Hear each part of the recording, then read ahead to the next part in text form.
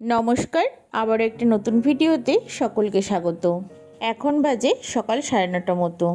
বাড়িতে একটা এত বড় কাঁঠাল গাছ আছে আর পুরো কাঁঠালে ভরপুর, তবুও এবছর এঁচড় খাওয়া হয়নি। আমাদের বাড়ির গাছের এঁচড়টা এত ভালো খেতে, বাজার থেকে কেনা এঁচড় খেতে আর ইচ্ছাই করবে না এটা খাবার পরে। ওর স্কুল যেহেতু আমার বাড়ির কাছাকাছি, তার জন্য শ্বশুরমশাই বাজার থেকে যতই এঁচড় আনুক আমি ওকে বলি যে এখান থেকে একটু এঁচড় নিয়ে যাবে। ও প্রতিবার নিয়েও যায়, তবে এবার গরমের ছুটিটা বেশ তাড়াতাড়ি পড়ে গেছে, তার জন্য টাইম মতো এঁচড় নিয়ে যাওয়াও হয়নি আর খাওয়াও হয়নি। এদিকে আবার পাকার সময় হয়ে গেছে, বীজগুলোও বেশ শক্ত হয়ে গেছে, এখনও ভালো লাগবে খেতে। আর এদিকে মহারাজ আর আমি যেই এঁচড় পাততে এসেছি, শ্রীহানবাবু টের পেয়ে গেছে, সে তো আমাদের সাথে আসবেই। এদিকে মহারাজ কি করেছে বুঝতে পারেনি, একটা এঁচড় পাড়তে গিয়ে 3টে পেরে ফেলেছে, আর ছোট্ট একটা ছিল, সেটা পেয়ে তো শ্রীহানবাবু বেজায় খুশি। মহারাজ শ্রীহানের সাথে এইভাবেই মজা করে।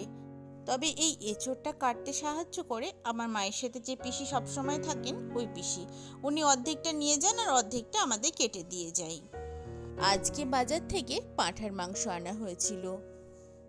মায়ের রান্না বান্না করবে বলে সমস্ত জোগাড় করেছে, তারপরে মায়ের গরমে এত শরীর খারাপ করছে, আমি বললাম একটু রেস্ট নাও, আমি রান্না করছি। মা বলে বলে দিয়েছে আর আমি সমস্ত রান্নাটা করেছিলাম, তবে খেতে বেশ ভালোই হয়েছিল।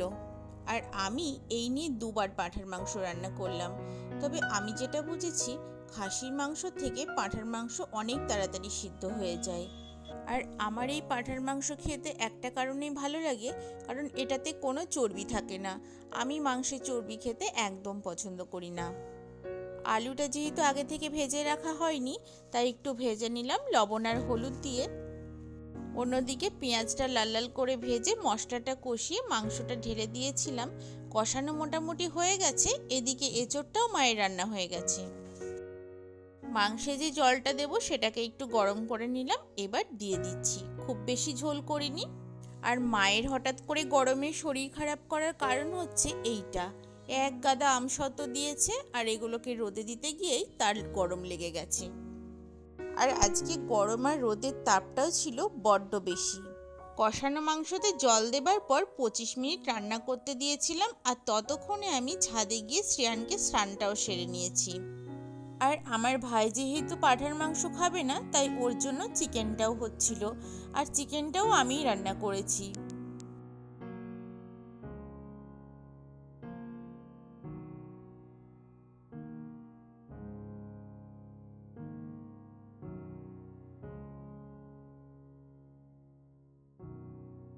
আজকে মহারাজ খাওয়া দাওয়া করেই কোথায় গেছিল, আর সেখান থেকে এনেছে অনেক আম, সেগুলো দেখাচ্ছে আর এত আনন্দ তার। আর বাজার থেকে তো বাপি আম আনছেই, তাছাড়া তো যেখানে যাচ্ছে সেখানেই কেউ না কেউ আম দিচ্ছে, তার মধ্যে ইনি আবার কোথা থেকে আম নিয়ে হাজির হয়েছে। আর সেই আম যাতে নষ্ট না হয়, মা সেই জন্য রেগুলার আমসত্ত্ব করছে। এদিকে আমাদের বাড়ি থেকে একটু দূরে দাসপাড়া আছে, সেখানেই কারোর একটা অন্নপ্রাশন আছে, আর সেই জন্য বাজনা বাজিয়ে এইভাবে ঘুরতে বেরিয়েছে। শ্রীহানবাবুকে একটু দেখাচ্ছিলাম আর কি। মেঘমেঘ করছে, মনে হচ্ছে বৃষ্টি হবে।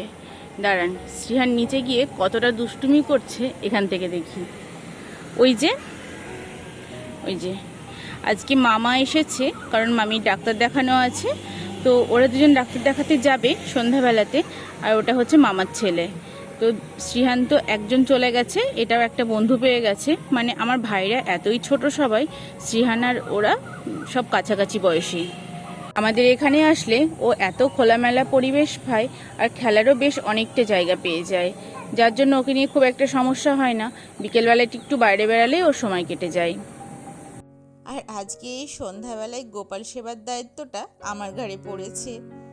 এই ছোট্ট বিছানা, তার মধ্যে আবার বালিশ দিয়ে বপুকে শোয়ানো বেশ ভালো লাগে। গোপাল ঠাকুরের এই বিছানাটা মা আমাদের নবদ্বীপ থেকে নিয়ে এসেছে, এখানেও পাওয়া যায়, তবে এত সুন্দর নয়। খাটটা সম্ভবত কৃষ্ণনগর থেকেই কিনেছে, কাঠেরও পাওয়া যায়, কাঠেরগুলো বেশ ভালো লাগে দেখতে। তবে যেটা শোনা যাচ্ছিল, ওগুলো তো খুব ভালো কাঠ দিয়ে করা হয় না, রেডিমেড যেহেতু বিক্রি হয়, তাই ওই কাঠগুলোতে ঘুণ লাগার সম্ভাবনা থাকে। চলুন এবার বাইরে যাই লাইটটা অফ করে। এখানে মামি একটু মুড়ি মাখাচ্ছিল, ওই চানাচুর টানাচুর দিয়ে। সন্ধ্যাবেলায় অতটা মুড়ি খাওয়া হয় না বললেই চলে। আজকে যেহেতু সবাই আছে তাই একটু মাখানো হলো। এদিকে মহারাজ দেখুন ফোনটাকে ওখানে স্ট্যান্ড করে সমানে সিনেমা দেখবে। আর মহারাজের কাজই হলো যত ডিটেকটিভ সিনেমাগুলো আছে সেগুলো খুঁজে খুঁজে বের করা আর দেখা। আর এই যে মহারাজের শান্তিতে ব্যাঘাত ঘটানোর লোক চলে এসেছে। যখনই ফোনে সিনেমা দেখবে তখনই শ্রীহানবাবু এসে ওকে ডিস্টার্ব করবে, একটুও শান্তিতে বসতে দেয় না ওকে। পড়বি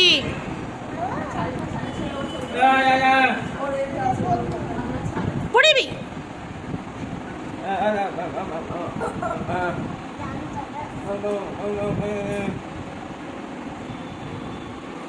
আমরা তো মুড়ি টুড়ি খেলাম, তবে শ্রীহান আর তার ছোট্ট মামাইকে একটু ম্যাগি করে দিতে হবে। শ্রীহান তো অনেক দিন পর ম্যাগি খেতে চেয়েছে, মানে মাঝে মাঝেই খেতে চাই কিন্তু আমি দিই না। তো আজকে একটু করে দিই, কারণ অনেক দিন পর পর দিলে কোনো অসুবিধা নেই। একটা সময় আমারও ম্যাগি খেতে ভীষণ ভালো লাগতো, তবে এখন অনেকটাই কমে গেছে। শ্রীহান একটা সময় এত ম্যাগি খেতে চাইতো, আমি একদিনকে কি করেছি, জিরে আর ধনে গুঁড়ো দিয়ে ওকে ম্যাগি বানিয়ে দিয়েছি। আমি ভেবেছি বুঝতে পারবে না, কিন্তু ও কি বলে জানেন, এটা তো ম্যাগি নয়। ঠিক বুঝে গেছে যে আমি ম্যাগির মশলাটা ওতে দিইনি। আজকে গরমটাও মাত্রাতিরিক্ত, সামান্য ম্যাগি করতে গিয়ে আমার যা হাল হয়েছে গরমে। এই ম্যাগি বানানো আমার এবার সম্পন্ন হলো, এবার চলুন ওদেরকে দিয়ে দিই। ম্যাগি পেয়ে খুশিতে মুখটাই পাল্টে গেছে, কবে যে ভাত পেয়ে এরকম খুশি হবে কে জানে। কদিন ধরে শ্রীহানবাবুর নতুন বায়না যে ও যখনই খেতে বসবে ঘরের সমস্ত লাইট ওকে জ্বেলে দিতে হবে। আর এখানে মহারাজকে মুড়িটা পরে দিলাম, কারণ সে একটু পেঁয়াজ কুচি দিয়ে মুড়ি খেতে চেয়েছিল। ঠিক করে খাও।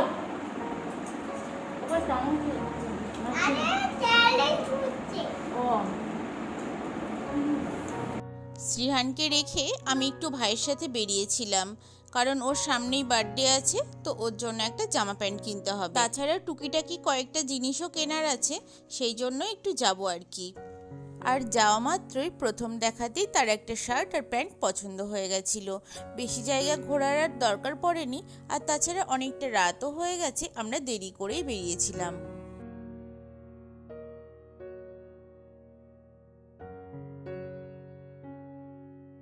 বাড়ি আসার সময় একটু মোমো খেয়েছিলাম, আর শ্রীহানার ভাইয়ের জন্য বিরিয়ানি নিয়ে নিয়েছিলাম। আমি রাতে আর কিছুই খাইনি, কারণ একদমই খিদে ছিল না। কোথাও যাওয়া মানেই তো গরমের মধ্যে আবার রেডি হওয়া, আর এসে মনে হয় আর একবার স্নান করতে পারলে ভালো হয়, সেই জন্য সেভাবে আর বেরোতেও ইচ্ছা করে না। যাই হোক, আজকের ভিডিওটা এখানেই শেষ করছি, আসছি নতুন কোনো ভিডিও নিয়ে। আজকের দিনটা কেমন লাগলো অবশ্যই কমেন্ট বক্সে জানাবেন, আর ভিডিওটা ভালো লাগলে অবশ্যই একটা লাইক করে দেবেন।